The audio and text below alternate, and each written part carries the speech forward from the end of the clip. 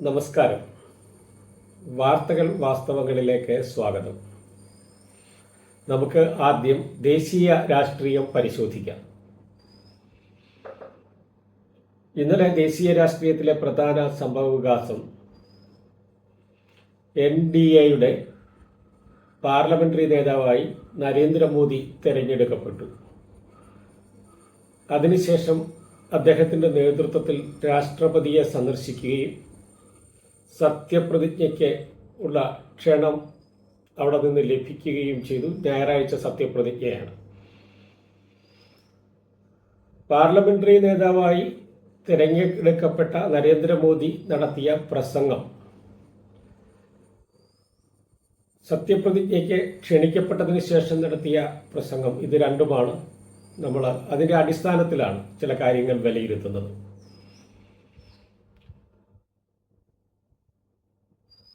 ഇന്നലെ വരെ ഈ രാജ്യം ഭരിച്ചിരുന്നത് 10 വർഷമായി ഭരിച്ചിരുന്നത് നരേന്ദ്രമോദി തന്നെയാണ്. ഇന്ന് വീണ്ടും നരേന്ദ്രമോദി അധികാരത്തിൽ വരുന്നു. എന്ത് വ്യത്യാസം എന്നാണ് BJP സംഘപരിവാർ നമ്മളോട് ചോദിക്കുന്നത്.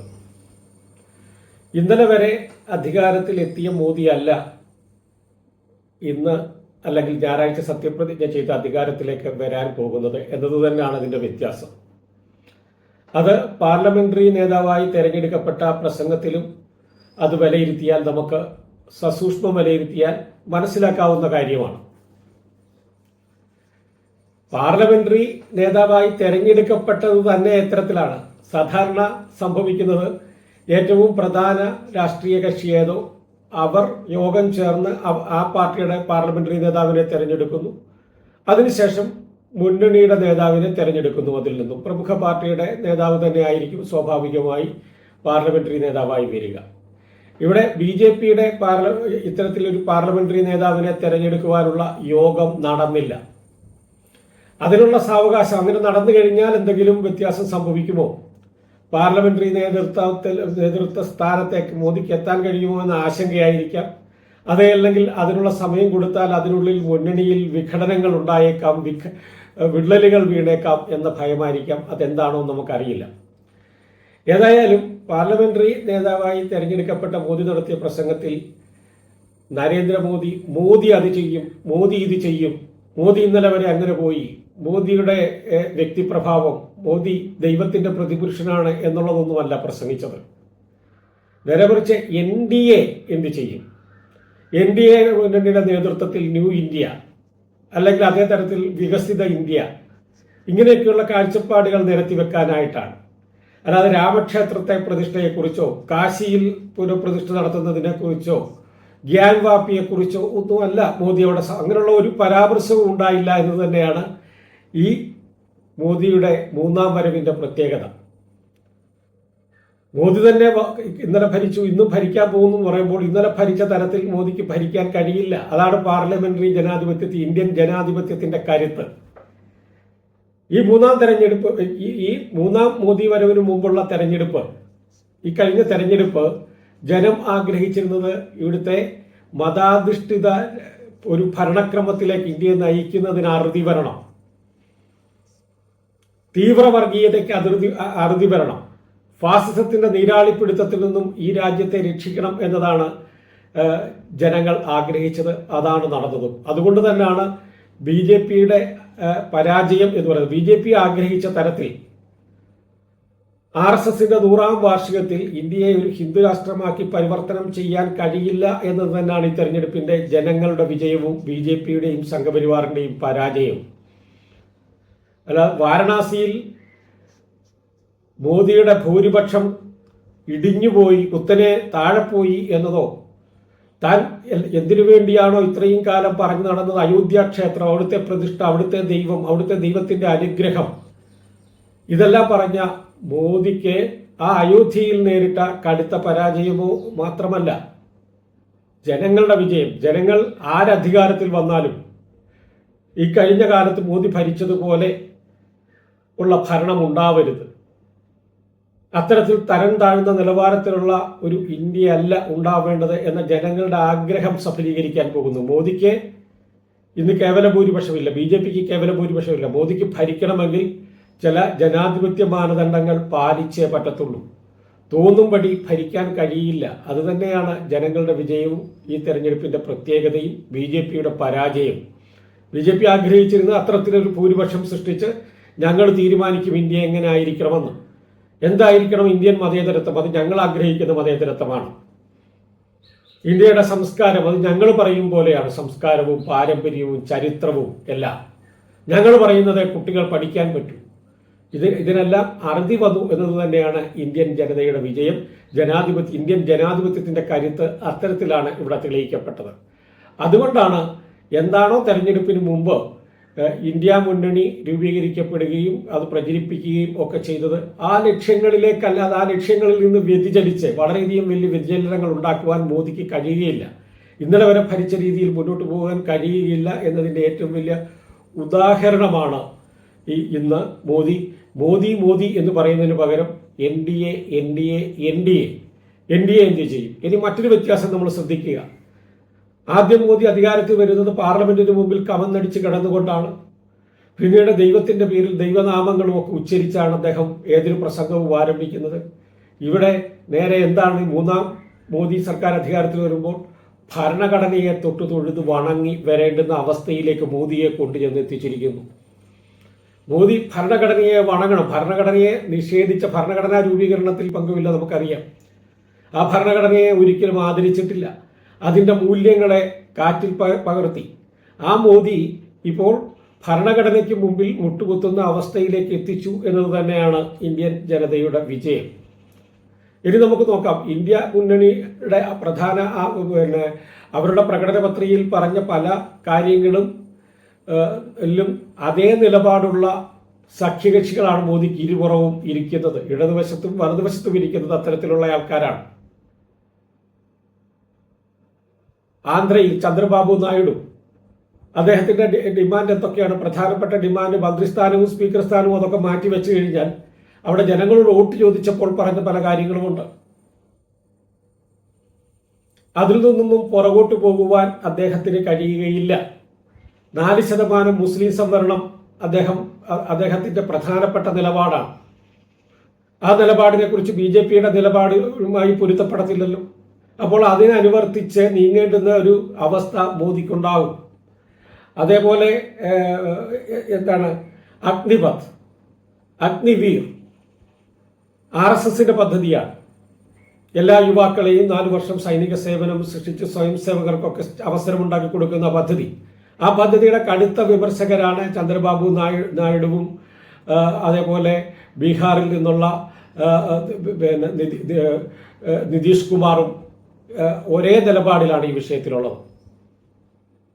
ജാതി സെൻസസ് നിതീഷ് കുമാർ സ്വന്തം സംസ്ഥാനത്ത് അത് നടപ്പിലാക്കി കഴിഞ്ഞിരിക്കുന്നു. ഇനി അതിൽ നിന്ന് മാറ്റമുണ്ടാക്കുവാൻ അദ്ദേഹത്തിന് കഴിയുകയില്ല. ഇതിലൊക്കെ BJPക്ക് എന്ത് നിലപാടെടുക്കാൻ പറ്റും? അപ്പോൾ മൂക്കുകയറില്ലാതെ പോകുന്ന ഒരു മോദിയല്ല, മൂക്കുകയറിട്ട് ഇരുവശത്തു നിന്നും വളരെ കരുത്തോടെ നിയന്ത്രിക്കത്തക്ക ശക്തി ഇപ്പോൾ അദ്ദേഹത്തിന്റെ ഇരുവശത്തും ഉള്ള ആൾക്കാർക്ക് ഉണ്ട്. ആ ബോധത്തോടു കൂടി മാത്രമേ മോദിക്ക് മുന്നോട്ട് പോകുവാൻ പറ്റുകയുള്ളൂ. അതുകൊണ്ടാണ് മോദി പുതിയ ഇന്ത്യയെ അവതരിപ്പിക്കുന്നത്. പഴയ ഇന്ത്യയായിരുന്നു ഇന്നലെ വരെ അവതരിപ്പിച്ചത്. ഈ 10 വർഷം പഴയ ഇന്ത്യയാണ്. പഴയെന്ന് പറഞ്ഞാൽ കാലഹരണപ്പെട്ട ഒരു ഇന്ത്യയെ പൊടി തട്ടിയെടുക്കാൻ മോദി ശ്രമിച്ചുവെങ്കിൽ ഇന്ന് പുതിയ ഇന്ത്യക്ക് വേണ്ടി പറയേണ്ടുന്ന ഒരവസ്ഥയിലേക്ക് ജനങ്ങൾ മോദിയെ കൊണ്ടുചെന്ന് തിരിച്ചിരിക്കുന്നു. അതുകൊണ്ടാണ് അത് ജനാധിപത്യത്തിന്റെ വിജയമാണ്. സംഘപരിവാർ ഉയർത്തിക്കൊണ്ടുവന്ന് ഇവിടെ നടപ്പിലാക്കുവാൻ ശ്രമിച്ച രാഷ്ട്രീയത്തിന്റെ പരാജയവുമാണ് എന്ന് നമുക്ക് വിലയിരുത്തേണ്ടി വരുന്നത്. ഇനിയിപ്പോൾ BJP അല്ലെങ്കിൽ മോദി അല്ല ഭരിക്കുന്നത്, NDA ആണ് ഭരിക്കുന്നത്. NDA ആയിക്കൊണ്ടേ ഭരിക്കാൻ പറ്റൂ, അല്ലാതെ ഒരു ഇഞ്ച് പോലും മുന്നോട്ട് നീങ്ങാൻ പറ്റില്ല. NDA അല്ലാതാകുന്ന നിമിഷം ഇത് ശിഥിലമാവുകയും ചെയ്യും എന്ന അവസ്ഥയാണ് ദേശീയ രാഷ്ട്രീയത്തിൽ സംജാതമായിരിക്കുന്നത്. നമ്മുടെ സംസ്ഥാന രാഷ്ട്രീയത്തിലേക്ക് വന്നാൽ ഇന്നലെ ഏറെ ചർച്ച ചെയ്യപ്പെട്ട ഒരു വിഷയം മുഖ്യമന്ത്രിയുടെ ഒരു പരാമർശമാണ്. മുൻ നിരണം ഭദ്രാസന അധിപൻ ഗീവർഗീസ് മാർ കുറിലോസ് തിരുവേനിയെ വിവരദോഷി എന്ന് കേരളത്തിന്റെ മുഖ്യമന്ത്രി വിളിച്ചു. അത് ഹൈലൈറ്റ് ചെയ്തുള്ള വാർത്തകളാണ് ഇന്നലെ ഏറ്റവും അധികം ചർച്ച ചെയ്യപ്പെട്ടത്. തീർച്ചയായിട്ടും കേരള മുഖ്യമന്ത്രി അത്തരത്തിൽ ഒരു മുൻ അധ്യക്ഷനെ അത്തരത്തിൽ അഭിസംബോധന ചെയ്യുന്നത് ശരിയാണോ എന്ന് ചോദിച്ചാൽ അത് ഉചിതമായ പദം വിവരദോഷിയല്ല എന്നത് തന്നെയാണ്. പക്ഷേ ഗീവർഗീസ് മാർ കൂറിലോസ് പറഞ്ഞത് വിവരദോഷം ആണ് എന്നതിൽ ആർക്കും തർക്കമുണ്ടാകാൻ കാര്യമില്ല. കാരണം എന്താണ് അദ്ദേഹം പറഞ്ഞത്? അദ്ദേഹം നിരവധി കാര്യങ്ങൾ പറഞ്ഞു. അദ്ദേഹം നമ്മൾ മനസ്സിലാക്കേണ്ടത് ഇടതുപക്ഷത്തോടൊപ്പം നിൽക്കുന്ന ഒരു മതപുരോഹിതനാണ്. വളരെ പുരോഗമനപരമായ പല നിലപാടുകളും മതനിരപേക്ഷതയുടെ കാര്യത്തിൽ മുസ്ലിം വിരുദ്ധതയ്ക്കെതിരെ ഒക്കെ നിലപാട് കൈക്കൊണ്ടിട്ടുള്ള ഇടതുപക്ഷ സർക്കാരിനെ പലപ്പോഴും പിന്തുണച്ചിട്ടുള്ള ഒരു മതാധ്യക്ഷൻ തന്നെയാണ്. പക്ഷേ അദ്ദേഹം വിമർശനങ്ങൾ ഉയർത്തുന്നുണ്ട്. തീർച്ചയായിട്ടും അദ്ദേഹത്തിന് അർഹതയുള്ള വിമർശനങ്ങളാണ്. അദ്ദേഹം പറയേണ്ടത് തന്നെയാണ്. കേരളത്തിലെ ജനങ്ങൾ ചിന്തിക്കുന്ന ഈ മുന്നണി LDFനെ കുറിച്ച് നിരവധി വിമർശനങ്ങൾ, അതായത് ഒരു പക്ഷേ സമസ്തയിൽ വന്നതുപോലെ തന്നെ അത്രയും രൂക്ഷമല്ലെങ്കിലും പല സമസ്തയുടെ മുഖപത്രമായ സുപ്രഭാതത്തിൽ വന്നതുപോലെ ഉള്ള വിമർശനങ്ങൾ അദ്ദേഹം ഉന്നയിക്കുകയുണ്ടായി. SFIയുടെ കയറൂരി വിട്ട നിലയിലുള്ള പ്രവർത്തനത്തെ അപലപിക്കുകയുണ്ടായി. പല സ്ഥലങ്ങളിലും നടന്ന പോലീസിൻ്റെ തേർവാഴ്ചയെ അപലപിക്കുകയുണ്ടായി. ക്ഷേമ പ്രവർത്തനങ്ങൾ നടപ്പിലാക്കാൻ സർക്കാരിന് കഴിയാതെ വന്നതിനെ വിമർശിക്കുകയുണ്ടായി. ആ വിമർശനങ്ങളൊക്കെ സ്വാഭാവികം. അതെല്ലാവരും ഇപ്പോൾ ഇടതുപക്ഷം തന്നെ വിമർശിക്കുന്ന സംഗതികളാണ്. ഇടതുപക്ഷ സർക്കാരിനെ ഇടതുപക്ഷ പ്രസ്ഥാനങ്ങൾ തന്നെ വിമർശിച്ചുകൊണ്ടിരിക്കുന്ന സംഗതിയാണ്. അതിലൊന്നും ആർക്കും തർക്കമില്ല.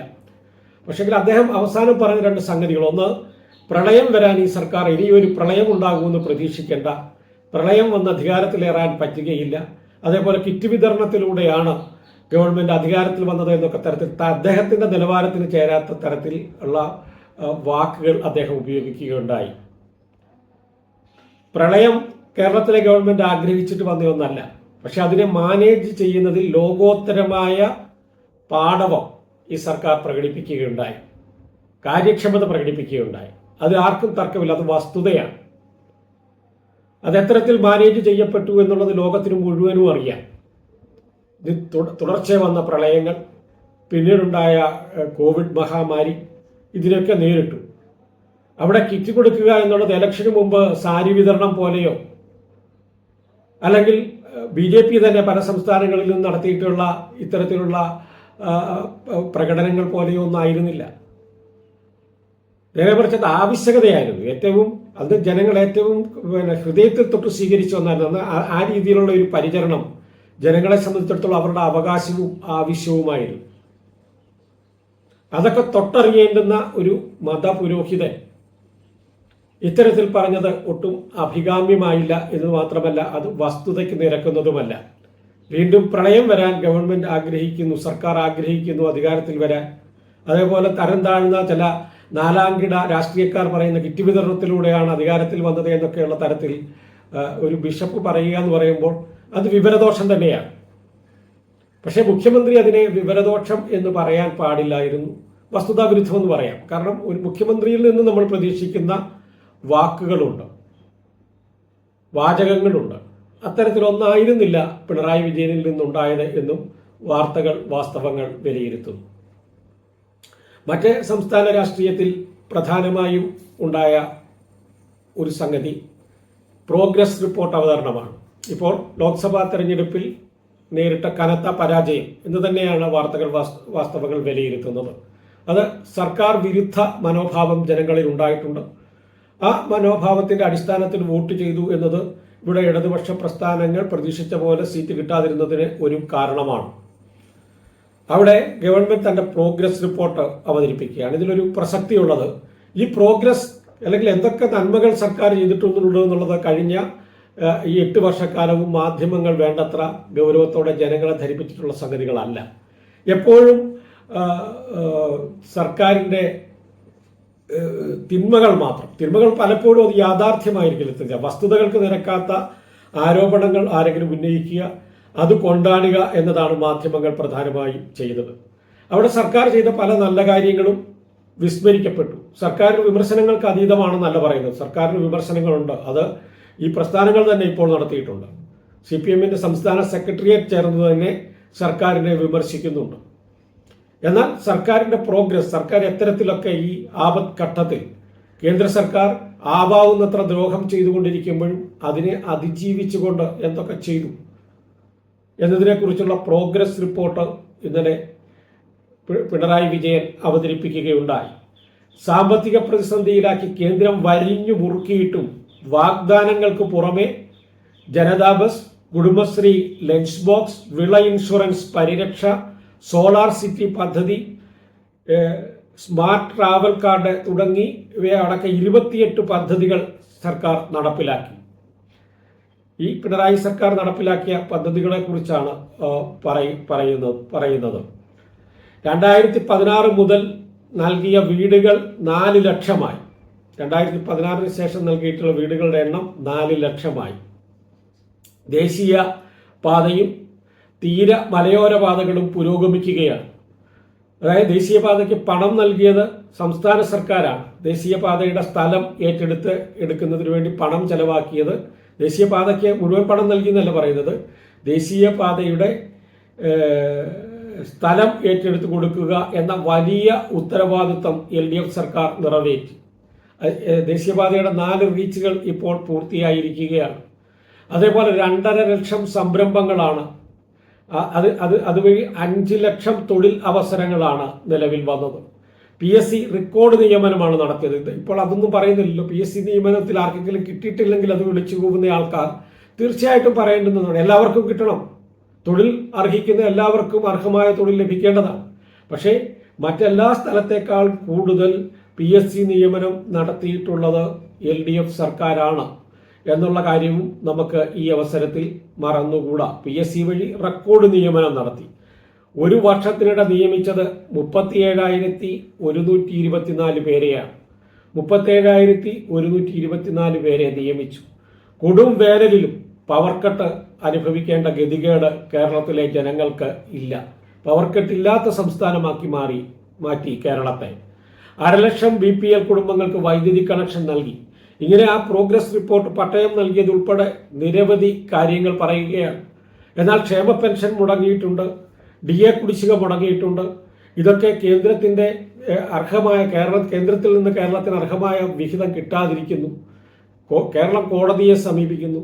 കോടതി നിർദ്ദേശപ്രകാരം ലഭിക്കുന്ന തുകയിൽ നിന്ന് അപ്പോൾ പെൻഷനുകളുടെയും മറ്റും കുടിശ്ശിക തീർക്കുന്നു. അത് ഇനിയും ഉടനെ തന്നെ ബാക്കിയെല്ലാം തീർക്കും എന്നുമാണ് സർക്കാർ പറയുന്നത്. ആ തരത്തിലുള്ള ചില വീഴ്ചകൾ സംഭവിച്ചിട്ടുണ്ട്. അത് പക്ഷേ അതിന്റെ കാരണം എന്താണെന്ന് ജനങ്ങളെ ബോധ്യപ്പെടുത്താനായിട്ട് സർക്കാരിന് കഴിഞ്ഞിട്ടില്ല എന്നുള്ളതൊക്കെയാണ് പ്രധാനപ്പെട്ട സംഗതികൾ. ഏതായാലും ഇത്തരത്തിലൊരു പ്രോഗ്രസ് റിപ്പോർട്ട് ജനങ്ങൾക്ക് മുമ്പാകെ LDF സർക്കാർ വെച്ചിരിക്കുകയാണ്. അതിൽ ജനങ്ങൾക്ക് അഭിപ്രായം അറിയിക്കാനുള്ള അവസരവും വെബ്സൈറ്റും ഒക്കെ ഓപ്പൺ ചെയ്ത് കൊടുത്തിട്ടുണ്ട്. അതാണ് ഒരു വാർത്ത. മറ്റൊന്ന് LDFന്റെ സ്വയം വിമർശനമാണ്. പ്രത്യേകിച്ചും CPM അതിൻ്റെ സെക്രട്ടേറിയറ്റ് മീറ്റിംഗ് കൂടി വളരെ ശക്തമായ രീതിയിൽ സർക്കാരിൻ്റെ ചില നിലപാടുകളെ സെക്രട്ടേറിയറ്റ് വിമർശിക്കുകയുണ്ടായി. ലോക്സഭാ തെരഞ്ഞെടുപ്പ് തോൽവിയിൽ CPI സംസ്ഥാന സെക്രട്ടേറിയറ്റിൽ കടുത്ത വിമർശനം, സ്വയം വിമർശനം അത് അനിവാര്യമാണെന്നുള്ള തീരുമാനമാണ് പ്രധാനമായും. സ്വയം വിമർശനം അനിവാര്യമാണ് എന്ന തീരുമാനമാണ് സെക്രട്ടേറിയറ്റ് യോഗത്തിൽ പ്രധാനമായ ഉയർന്നത്. വിമർശനം മാത്രം പോരാ, അതിന്റെ അടിസ്ഥാനത്തിലുള്ള തിരുത്തലും വേണമെന്ന് സംസ്ഥാന സെക്രട്ടേറിയറ്റിൽ അംഗങ്ങൾ അഭിപ്രായപ്പെട്ടു. സർക്കാരിന്റെ പ്രവർത്തനങ്ങൾക്കെതിരെയും ശക്തമായ വിമർശനം ഉയർന്നു. വിമർശനങ്ങളോട് അസഹിഷ്ണുത പ്രകടിപ്പിക്കരുത് എന്ന് സെക്രട്ടേറിയറ്റ് വിലയിരുത്തി. ഇല്ലെങ്കിൽ പാർട്ടി വിമർശനങ്ങളോട് അസഹിഷ്ണുത പ്രകടിപ്പിച്ചാൽ പാർട്ടി എന്ന സംവിധാനം ഉണ്ടാവില്ല, അതില്ലാതാവും എന്നും അംഗങ്ങൾ മുന്നറിയിപ്പ് നൽകി. അതേപോലെ ഈ തെരഞ്ഞെടുപ്പിൽ കേഡർമാരുടെ വോട്ടുകൾ പോലും ചോർന്നെന്ന് CPM സംശയിക്കുന്നു, വിലയിരുത്തുന്നു. ശക്തി കേന്ദ്രങ്ങളിൽ പോലും വോട്ട് ചോർന്നു. കൂടുതൽ വോട്ട് പോയത് കോൺഗ്രസിലേക്കാണ്. അത് സ്വാഭാവികമാണ്. എന്നാൽ BJPയിലേക്കും വോട്ട് പോയി. അവിടെയാണ് CPMന്റെ പ്രത്യേകത. കോൺഗ്രസിലേക്ക് വോട്ട് പോയതുപോലെയല്ല BJPയിലേക്ക് വോട്ട് പോകുന്നതിനെ CPM കാണുന്നത്. കേഡർമാർ വോട്ടെടുപ്പിൽ നിന്ന് വിട്ടുനിന്നതും ഒരു പ്രത്യേകതയാണ് ഈ തെരഞ്ഞെടുപ്പിന്റെ. BJPയിലേക്ക് വോട്ടുകൾ പോകുന്നത് അപകടകരമാണെന്നാണ് സെക്രട്ടേറിയറ്റ് വിലയിരുത്തിയിരിക്കുന്നത്. കോൺഗ്രസിലേക്ക് പോയിട്ടുണ്ടെങ്കിൽ അത് തിരിച്ചു പിടിക്കാനെങ്കിലും കഴിയും. സംഘപരിവാറിലേക്ക് വരുന്ന വോട്ടുകൾ പിന്നീട് നമുക്ക് തിരിച്ചെടുക്കാൻ പറ്റില്ല എന്ന രീതിയിലുള്ള ഒരു വിലയിരുത്തലും CPMൽ ഉണ്ടായിട്ടുണ്ട്. സ്ഥാനാർത്ഥി നിർണയത്തിന് എതിരെയും വിമർശനങ്ങൾ സെക്രട്ടേറിയറ്റിൽ ഉയർന്നു. ഇതൊക്കെയാണ് CPM-ന്റെ സെക്രട്ടേറിയറ്റിൽ ഉയർന്ന വിമർശനങ്ങൾ. CPI-യുടെ ഭാഗത്തു നിന്നും വളരെ ഗുരുതരമായ രീതിയിൽ സർക്കാരിനെതിരെയുള്ള വിമർശനങ്ങൾ, അത് പരിഹരിച്ച് മുന്നോട്ട് പോകണം എന്നുള്ള ആവശ്യകതയും ഉയർന്നിട്ടുണ്ട്. ഇതൊക്കെയാണ് സംസ്ഥാനതല വാർത്തകൾ. പിന്നെ നമ്മൾ ആദ്യം പറഞ്ഞ ഈ പിണറായി വിജയന്റെ ബിഷപ്പിന് എതിരെയുള്ള വിവരദോഷി എന്ന പ്രയോഗം, അത് പറയുമ്പോൾ സംഘപരിവാറും അതേപോലെ കോൺഗ്രസ്സുകാരും ഒക്കെ പറയുന്നുണ്ട് എന്തുകൊണ്ട് സുപ്രഭാതത്തിൽ വന്ന വിമർശനത്തെ അത്തരത്തിൽ കണ്ടില്ല എന്ന്. ശരിക്കും സുപ്രഭാതത്തിൽ വന്ന വിമർശനത്തിൻ്റെ അത്രയും രൂക്ഷമല്ല ബിഷപ്പ് മുൻ ഭദ്രാസന അധിപൻ ഗീവർഗീസ് മാർ കുറുലോസിന്റെ വിമർശനം. പക്ഷേ അവസാനം അദ്ദേഹം പറഞ്ഞ സംഗതി, അതായത് യാതൊരു അടിസ്ഥാനവുമില്ലാത്ത പ്രളയം, ഒരു നെഗറ്റീവ് ചിന്തയിൽ നിന്ന് മാത്രം ഉരുവം കൊള്ളുന്ന ഒരു തരംതാഴ്ന്ന നിലവാരത്തിലുള്ള ഇനിയും പ്രളയം വരും, പ്രളയത്തിലൂടെ അധികാരത്തിലെത്താമെന്ന് കരുതരുതെന്നും കിറ്റ് വിതരണത്തെക്കുറിച്ചുമൊക്കെയുള്ള തരംതാഴ്ന്ന പ്രയോഗങ്ങൾ സുപ്രഭാതത്തിൽ ഉണ്ടായിരുന്നില്ല എന്നതാണ് വസ്തുത. അതാണ് സുപ്രഭാതത്തെ വിമർശിക്കാതെ മാർ കുറുലോസിനെ മാത്രം, ബിഷപ്പ് ഗീവർഗീസ് മാർ കുറുലോസിനെ മാത്രം വിമർശിക്കേണ്ട അവസ്ഥയിൽ മുഖ്യമന്ത്രി എത്തിയത് എന്ന വ്യത്യാസവും നമ്മളിവിടെ ഓർക്കേണ്ടതായിട്ടുണ്ട്. ഇതോടെ വാർത്തകൾ വാസ്തവങ്ങൾ അവസാനിക്കുന്നു. എല്ലാവർക്കും നല്ല ദിവസം ആശംസിക്കുന്നു. നന്ദി, നമസ്കാരം.